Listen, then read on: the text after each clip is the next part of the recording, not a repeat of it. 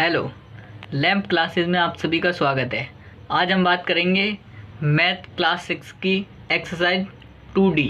तो देखो, पहला सवाल, संख्या रेखा द्वारा विभाजन तथ्यों को बताइए। यानी विभाजन मतलब भाग, विभाजन मतलब भाग तथ्यों को बताना है। जैसे देखो, 0 से 2, 2 से 4, 4 से 6, 6 से 8, 8 से 10, 10 से 12। तो ये विभाजन तथ्यों में बताना है। यानी 12 को विभाजित करना है कितने कितने के रूट में, 2 2 से, 2 2 से। यानी हमारा आंसर हो जाएगा 12 को विभाजित किया 2 से, कितना आया, 6। यही हमारा आंसर है। ये हमारा पहला सवाल हो गया। अब देखते हैं दूसरा सवाल। 21 भागिन 3 बराबर 7 के संगत गुणात्मक तथ्य 3 गुणा 7 बराबर 21 हैं। यानी इसको इस तरह से बना दिया है। अतः निम्नांकित तथ्यों के संगत गुणात्मक तथ्य बताइए। यानी इन दोनों के भी यही बताने ऐसे, ठीक है। तो इनको कैसे करेंगे, देखो। तो देखो, 56 भागिन 8 बराबर 7। तो देखते हैं, देखो, अगर ये इधर भाग में है तो उधर जाकर गुणा में हो जाएगा। तो देखो कैसे होगा, 56 बराबर 7 गुणा 8। तो हमें यही करना है, ठीक है, यही करना है हमको। हम इसको ऐसे भी लिख सकते हैं, 7 गुणा 8 बराबर 56, ठीक है। ये मेरा सवाल हो गया। अब देखते हैं सवाल नंबर 2। तो देखो, सवाल नंबर 2 कैसे होगा, उसमें भी यही करना है इसी की तरह से। 66 है, ये भाग में, उधर जाकर गुणा में हो जाएगा। तो 66 बराबर 6 गुणा 11। देखिए, 11 छिंग 66, ठीक है, 11 छिंग 66 यानी 66 है, बराबर है। तो मैं इसको कैसे करके लिख दूंगा, 6 गुणा 11 बराबर 66, ठीक है। ये मेरा सेकंड हो गया। सवाल नंबर 3, 117 को दो संख्याओं के गुणा के रूप में व्यक्त कीजिए जिसकी एक संख्या 13 है। यानी गुणा के रूप में 117 को बराबर में रखना है, एक संख्या 13 लेनी है, एक दूसरी संख्या और लेनी है। तो देखो कैसे पता करेंगे, देखो, एक संख्या यानी पहली संख्या हो गई मेरी 13, दूसरी संख्या मैं मान लूँ x, ठीक है, और ये कितना हो गया, बराबर 117। तो मुझे दूसरी संख्या कैसे पता करेंगे, तो देखो ये क्या है, ये किस में है मेरा, ये इन दोनों का आपस में गुणा हो रहा है और ये संख्या इधर जाकर भाग में हो जाएगी। तो देखो x बराबर 117 भागिंत 13। देखो 13 का जब मैं भाग 117 में दूंगा तो कितना आएगा, आपको पता है 13 का 117 में भाग दूंगा तो 9 बार जाता है, ठीक है। तो इसकी एक संख्या हो गई 9, ठीक है, एक हो गई 13 और दूसरी हो गई 9, ठीक है। ये हो गया तीसरा नंबर सवाल। चौथा, क्या ऐसी कोई पूर्ण संख्या संभव है जिसको स्वयं से विभाजित करने पर वही संख्या प्राप्त होती है। तो इसका आंसर होगा हाँ है। तो कौन सी है देखते हैं। तो देखो, मैंने लिया 1, ठीक है, 1 होती है, ठीक है। अगर मैं 1 का भाग 1 में दूँ, ठीक है, यानी 1 का भाग 1 में दूँ, कितना आएगा, 1 का भाग 1 में दूंगा, 1 एकम 1, यानी बराबर में मुझे 1 मिलेगा। तो यही मेरा सवाल था। तो क्या ऐसी कोई पूर्ण संख्या है, हाँ है, 1 है, 1 का भाग 1 में दूंगा तो मुझे 1 ही प्राप्त होगा। यानी जिस संख्या का भाग मैं जिसमें दूंगा वही प्राप्त हो रही है मुझे।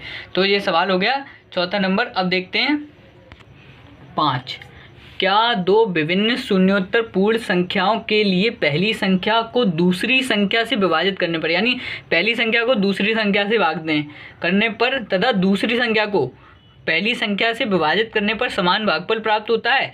तो ये होगा, देखो, जैसे पहली संख्या से मैंने दूसरी संख्या में भाग दिया और दूसरी से पहली में, तो दोनों में बराबर भागफल प्राप्त होगा। तो देखते हैं, देखो, जैसे मैंने लिया, मान के चलो, वैसे इसका आंसर ऐसे लिख लो, x भागिंत y, ठीक है, बराबर y भागिंत x, यानी ये दोनों बराबर नहीं है। तो देखते हैं कैसे।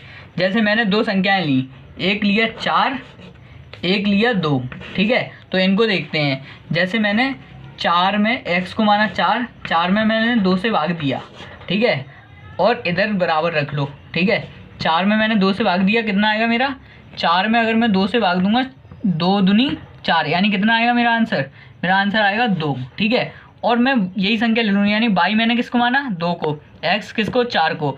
अब ये वाला सिस्टम देखते हैं। तो देखो, जैसे मैंने बाई 2, ठीक है, ये 4, ठीक है। अब देखो, मैं 4 से 2 में भाग दूँ, जैसे लो, ये नियम हो गया 4 से 2 में भाग देना।